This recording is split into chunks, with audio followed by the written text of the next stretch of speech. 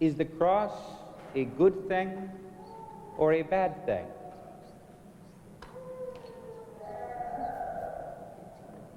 What do you think? A good thing. Why is it a good thing?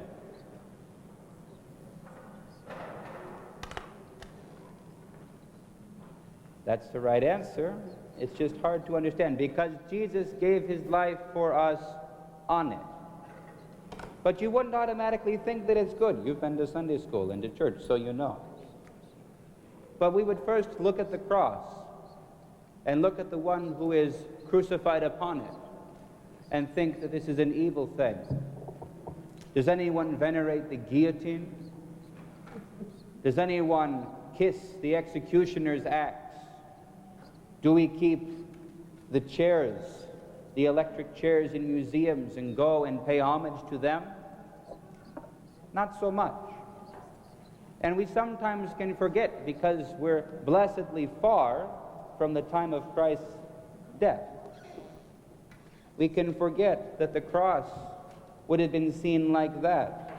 And if any Romans from the first century saw us bowing before the cross, kissing it, lifting it up,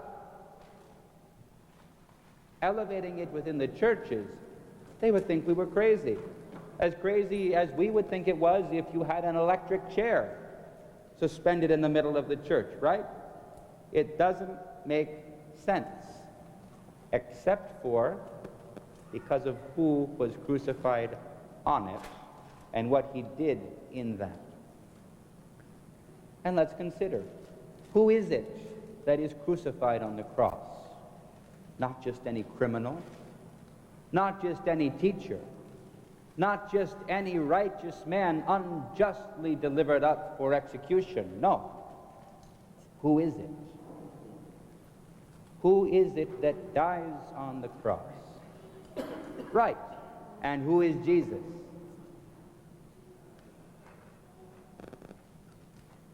Who is this Jesus who dies on the cross? God. He's God. Is that what you were going to say too? That's because you're smart.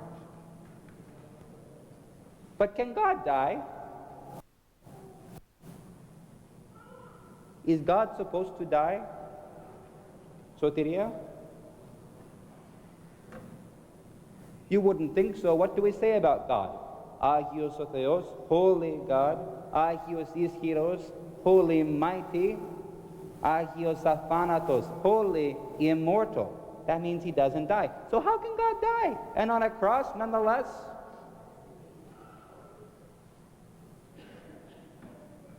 Because he became man. He became human. He wasn't always, right? He's God. How can he be God and man? Anybody want to explain that? Don't worry about it. They tried for 1,000 years to explain it and decided finally to make a picture for us of Christ as God and man, as a child on the lap of his mother. Because words fail us if we want to talk about this. So don't worry if you don't have the right words. What we need to say is that Jesus is God and Jesus is man. And because he is God, he could not stay dead. But because he is man, he was able to die. Because all of us die, right? We see that death is in the world.